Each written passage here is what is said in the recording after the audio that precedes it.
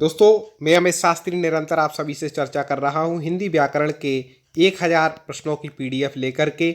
और बहुत महत्वपूर्ण पूरा हिंदी व्याकरण हम कवर कर रहे हैं। और भी हिंदी संबंधित जो जो आपके प्रतियोगी परीक्षाएं पूछ सकते हैं, सारे प्रश्न हम कवर कर रहे हैं। तो दोस्तों, आगे आज हम चर्चा करने वाले हैं। कल तक जहाँ चर्चा की थी, कमेंट बॉक्स खोल के उत्तर देने के लिए तैयार रहें। कम समय आपको मिलेगा कि उस समय बचाना है और पढ़ाई पूरी करनी है। तो शुरुआत करते हैं। कौन सा शब्द क्रिया विशेषण है? क्रिया विशेषण मतलब जो क्रिया की विशेषता बतलाता है उसको क्रिया विशेषण कहते हैं। तो तेज शब्द कैसा है? क्रिया विशेषण। वह तेज दौड़ता है, तो दौड़ना क्रिया की विशेषता कौन बता रहा है? तेज। इस प्रकार से आप लगा लेना। देश को हानि जय चंदों से होती है, रेखांकित में संज्ञा क्या है? जय चंदों से होती है। तो आपको बता दें कि जयचंद कैसी संज्ञा यहाँ पर है, जल्दी से बता दीजिए आप।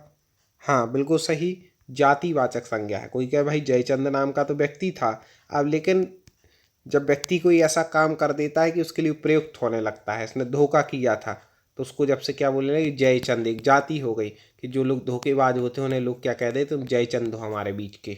ठीक है, इस प्रकार से जातिवाचक संज्ञा है जयचंद, याद रखिएगा। गरीबों को वस्त्र दो वाक्य में कारक है, जल्दी से बता दें। गरीबों को वस्त्र दो, ठीक है। तो यहाँ पर सीधा सीधा आ रहा है कि कई लोग सोच रहे होंगे सर यहाँ पे कर्म कारक होना चाहिए हिंदी के हिसाब से, क्योंकि कर्ता ने कर्म को, तो गरीबों को वस्त्र दो। लेकिन यदि हम यहाँ पर संस्कृत का नियम लगा लें तो देना अर्थ में जो होता है चतुर्थी विभक्ति होती है, मतलब संप्रदान कारक यहाँ पर होता है। मतलब यहाँ पर कहना चाह रहे गरीबों को भली लिखा, लेकिन गरीब के लिए वस्त्र दो यहाँ पर ऐसा है, इसका निकलेगा गरीब के लिए वस्त्र दो। ठीक है, इस प्रकार से इसमें तो डी उत्तर है। कर्म कारक हम वही बोल रहे हैं हिंदी के हिसाब से, लेकिन संस्कृत के हिसाब से इसमें हमारे हिसाब से संप्रदान कारक आना चाहिए। अब आप सोच रहे होंगे सर पेपर में आ जाए तो क्या दें? वैसे हमें नहीं लगता कि दोनों एक साथ देंगे। यदि दे देते हैं तो फिर आप हिंदी में तो कर्म कारक ही लगा करके आ जाना। तुम्हें क्या चाहिए रेखांकित का सर्वनाम भेद है। कई बार ऐसे क्वेश्चन आ जाते हैं, और चूँकि मैंने संस्कृत से भी पढ़ाई की है और हिंदी भी पढ़ी है, तो मैं समझ जाता हूँ कहाँ कैसा ऐसा है। तो उसमें थोड़ी सी कन्फ्यूजन आप लोगों को नहीं होना है, आप लोगों को क्लियर रहना है। हिंदी पढ़ रहे हैं तो हिंदी में आप बढ़िया आराम से कर सकते हैं। ठीक है दोस्तों, तुम्हें क्या चाहिए रेखांकित का सर्वनाम भेद है। तुम्हें क्या चाहिए, ठीक है। सर्वनाम भेद यहाँ पर बताना है, किसमें जल्दी से बता दें। हाँ, कौन देगा पहला उत्तर? जल्दी से कमेंट करना है फटाक से। हाँ, बिल्कुल सही। तो ये क्या हो जाएगा? प्रश्नवाचक। तुम्हें क्या चाहिए, क्या कैसा है, प्रश्नवाचक है, तो इस प्रकार से प्रश्नवाचक यहाँ पर हो जाएगा। ठीक है दोस्तों, आगे बढ़ जाते हैं। मीरा ने आधा लीटर दूध पी लिया, लेखांकित में विशेषण है। आधा लीटर दूध पी लिया किसने? मीरा ने। तो क्या हो जाएगा? आधा लीटर, 1 लीटर, 2 लीटर, ये कहलाते हैं परिमाण। क्या कहलाते हैं? परिमाण। तो परिमाणवाचक विशेषण है। आगे देखते हैं। नल बूंद बूंद टपक रहा है, वाक्य में रेखांकित है। जल्दी से बता दीजिए कि बूंद बूंद क्या है। तो आपको बता दें कि टपकना एक क्रिया है, उस क्रिया की विशेषता बतला रहा है बूंद बूंद, तो क्या हो जाएगा? क्रिया विशेषण हो जाएगा। आगे देखें। सुमित सो रहा है, वाक्य में क्रिया का भेद है। जल्दी से बता दीजिए। तो हमने आपको बताया था कि जहां पर क्या का उत्तर ना मिले, सुमित क्या सो रहा है, ठीक है, क्या सो रहा है, तो इसका उत्तर नहीं मिलता है सोने का, तो यहाँ पर अकर्मक क्रिया हो जाए, क्योंकि यह कर्म नहीं है। सुमित करता है और सोना क्या है? क्रिया है, कर्म है ही नहीं। ठीक है, इसलिए यहाँ पर अकर्मक क्रिया हो जाएगी। आगे देखें। वाच्य कितने प्रकार के हैं? हाँ, फटाक से उत्तर दे दें। बिल्कुल 3 प्रकार के, कर्तृवाच्य, कर्मवाच्य और भाववाच्य। अव्यय के भेद होते हैं। अव्यय के कितने भेद होते हैं? तो आपको बता दें कि अव्यय के जो है वह 4 भेद होते हैं। निम्न वाक्य किस अव्यय से पूरा होगा?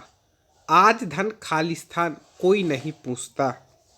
कौन सा इसमें अव्यय लगा दें कि यह वाक्य पूरा हो जाएगा? तो ये 4 ऑप्शन यहाँ पर दिए हैं कि आज धन के बिना कोई नहीं पूछता। धन है तो सब पूछते, नहीं तो सब कोई नहीं पूछता। सबसे बड़ा माई बाप क्या है आज के समय? पैसा। निजवाचक सर्वनाम का प्रयोग किस वाक्य में हुआ है? जल्दी से बता दें। निजवाचक सर्वनाम का प्रयोग 4 वाक्य यहाँ पर दिए हैं, तो आपको बता दें कि निजवाचक सर्वनाम का प्रयोग हुआ है आप भला तो जग भला, स्वयं भले हैं तो दुनिया भली है।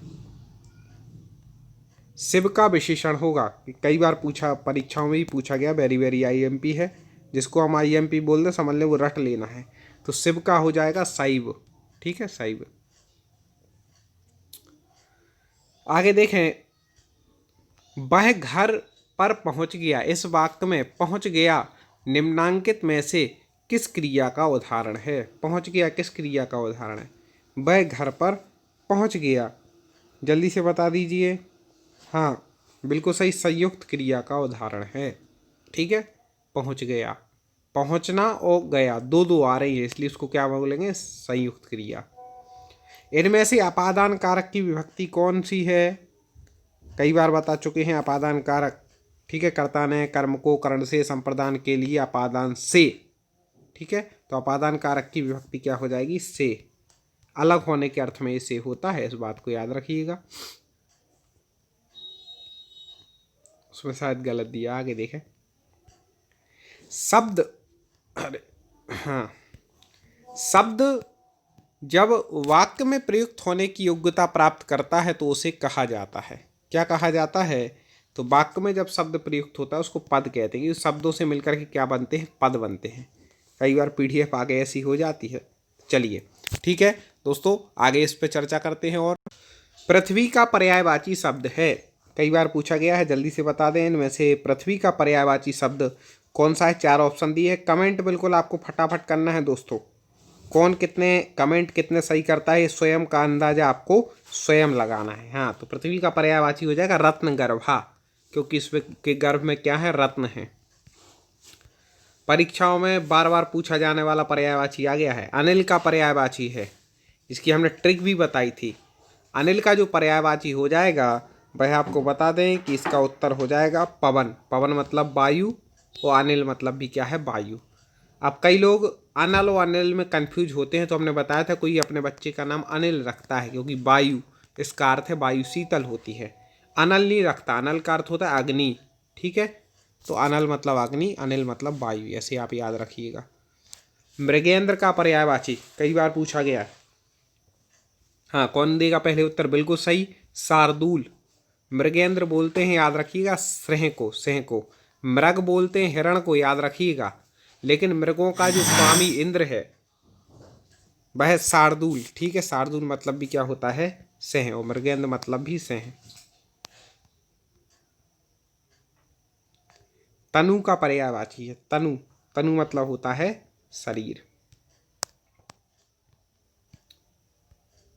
पिसुन का पर्यायवाची शब्द है। ऐसे पूरे पर्यायवाची आपको यदि क्रम से पढ़ने हो, बहुत सारे most top 50 study YouTube channel पर जा करके आप जरूर पढ़ लेना, क्योंकि बहुत महत्वपूर्ण पर्यायवाची हम आपको लिए लेकर के आए हैं। तो पिसुन का जो होता है वह होता है चुगलखोर। वेरी आईएमपी है, याद रखिएगा। पिसुन मतलब चुगलखोर। कुसुमेशु का पर्यायवाची है। कुसुमेशु मतलब होता है कामदेव।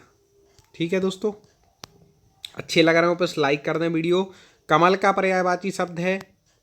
हाँ, कमल, जल्दी से बता दें कमल का पर्यायवाची क्या हो जाएगा? तो कमल का पर्यायवाची यहाँ पर है अम्बुज। अम्बु मतलब होता है जल, और जा मतलब उत्पन्न होने वाला, तो जो जल में उत्पन्न होता है ऐसा कमल, तो अम्बुज क्या होता है? कमल का पर्यायवाची होता है। आगे देखें, केदार का पर्यायवाची शब्द है। केदार, जल्दी से बता दें, केदार का होता है महेश। केदार का पर्यायवाची क्या है? महेश। समानार्थी का चयन कीजिए। नियति, नियति का समानार्थी क्या हो जाएगा? उसी प्रकार का अर्थ देने वाला नियति का। हाँ, नियति कहते हैं भाग्य को, जैसा नियति में लिखा हो, जैसा भाग्य में लिखा हो वैसा ही होता है, ऐसा कहते हैं ना, ऐसे। ठीक है, तो समानार्थी का चयन कीजिए। अभी फिर से आ गया है, रिपीट हो गया, कोई दिक्कत नहीं, चलिए रिपीट हो गया है। अब आगे के प्रश्नों पर हम पुनः चर्चा करेंगे। दोस्तों इसी तरह आप हमसे जुड़े रहें, चैनल को सब्सक्राइब कर लें, वीडियो को लाइक कर लें।